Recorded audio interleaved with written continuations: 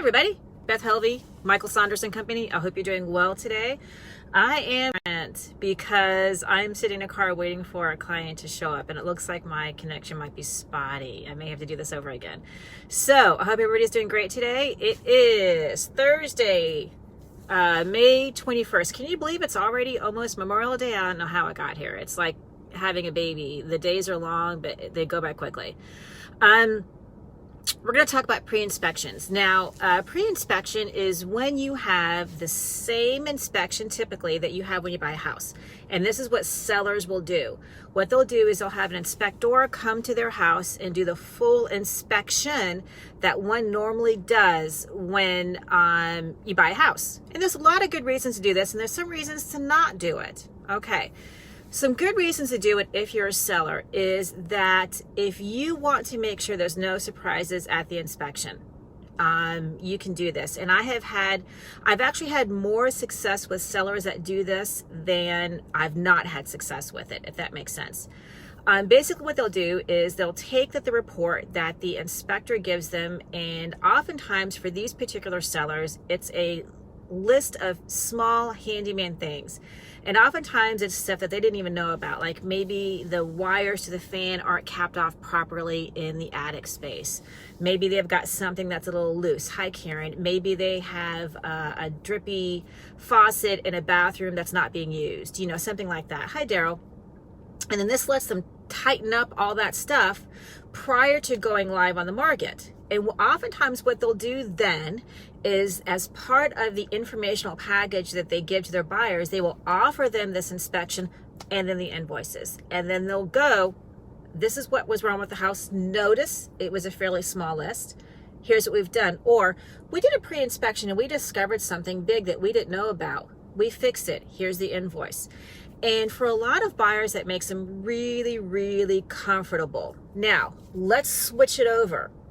If you're a buyer and your seller gives you a pre-inspection, hi, Michael, does that mean that you can't have your own inspection? Absolutely not. And if you are my client, hi, Janet, and we are buying a house and I don't know that inspector, or I don't know somebody who knows that inspector, like a colleague, or the inspection report is not very thorough, I'm going to highly recommend you have an inspection. Hi, Brian. One of the reasons is this. Is when you have an inspection done, that inspection is good for 30 days. Stuff can happen in 30 days, okay? The other thing is we want to make sure that nothing else has happened. We want to make sure that that inspection is thorough. I had a former broker that used to use the term penny wise and pound foolish, and it really applies to this. I have had people take inspections that were done by the seller or maybe a buyer where the deal fell apart, and use that. I did it on my own house years and years and years ago. I did it on my own house, and it was such a bad inspection that when we got into the house, we didn't realize that they had extension cords running through the attic connecting all the fans. That's a big no-no. So if I had actually had my own inspection instead of taking the seller's inspection, I would have discovered that. Now, nothing against the seller of the house I bought years ago. That was just a different circumstance. So it's good for that reason. Again, if you're the buyer and if you're my buyer, I'm still going to recommend that you have an inspection. Now, I have had sellers where we've done the pre-inspection.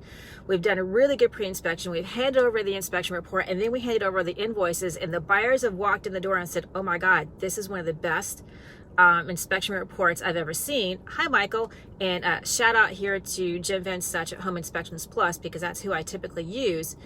And the inspection was so thorough that the buyers were like, we're good, we're fine, we don't need another inspection. Or they knew of this inspector, or they were impressed because the inspections that they've seen prior to this weren't as good as this one. So there's a difference in quality. So make sure you do that. Don't just hire somebody. Make sure that if you're going to do this, that you talk to your realtor and get somebody who can do a proper pre-inspection with a really, really good report. So you're the seller. You've done the pre-inspection. Hi, Dion. Thanks. So you find out, that there's something wrong with the house. What do you do now? You have two choices. You fix it and you disclose it. If you do a pre-inspection and that pre-inspection shows something on the property, I'm not talking something like you've got a loose cupboard. I'm talking something that will affect the value. Hey, Casey, roof, anything to do with the roof, the electric, the plumbing, any of that, you have to disclose it. Hi, Rich. Just because you had a leaky faucet or a leaky pipe and you fixed it, you still have to disclose it. Your inspection found mold, you still have to disclose it. Disclose, disclose, disclose. That is the magic word of the day, disclose, because that will keep you out of hot water. I'll tell you what, I did a closing last year, way back last year, where they had a pre-inspection. The inspection report showed mold. They didn't disclose it. Our inspection showed that the mold was never taken care of. They should have told us about this. So they knew about the mold. Their reasoning is they never read the report. It doesn't matter. The report was done. We knew about the report because they gave us the report. So don't get yourself into hot water. If you do decide to do a pre-inspection, which I'm completely for, then what you're going to do is you're going to disclose all the information and you're going to fix stuff. Hi, Eddie. Now, let's say that there's a major item that you don't want to fix, you don't have time to fix, you don't have the funds, you don't have the means, whatever, to fix it. You're going to disclose it and you're going to say to your buyer, I know that this item here needs to be repaired. We're going to adjust the price of the house accordingly, and here's your information that we know that this happened. And that's how you're going to cover yourself. So there's a lot of really, really great things about having a pre-inspection report for sellers.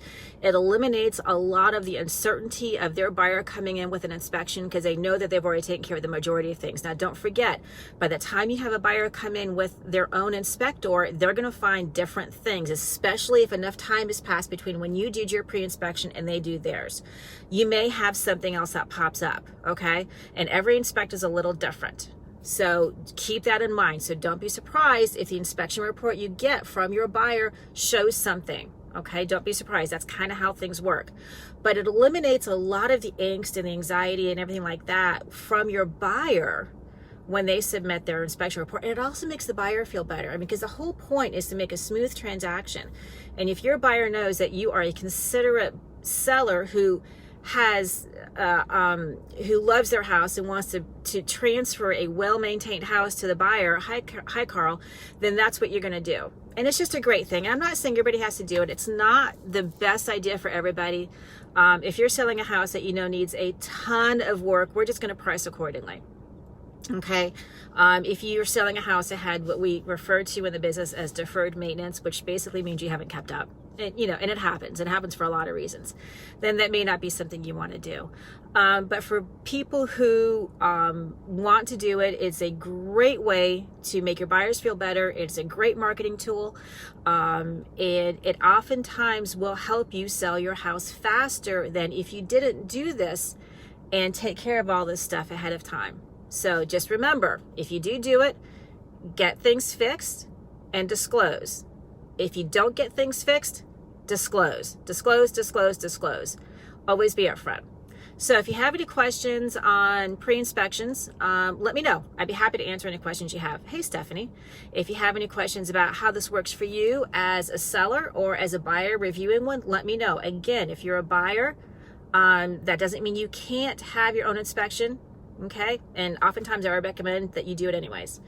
If you have any questions on real estate in general, throw it in the comments or DM me. Let me know. I'd love to answer your questions. It is, what did I say? It is 10/16 here in May already. Today's going to be a beautiful day. It is going to be the mid to upper 80s, slightly breezy. If you can get outside and get some vitamin D, please do so. Make sure you maintain social distancing, wear your sunscreen, and drink lots of water.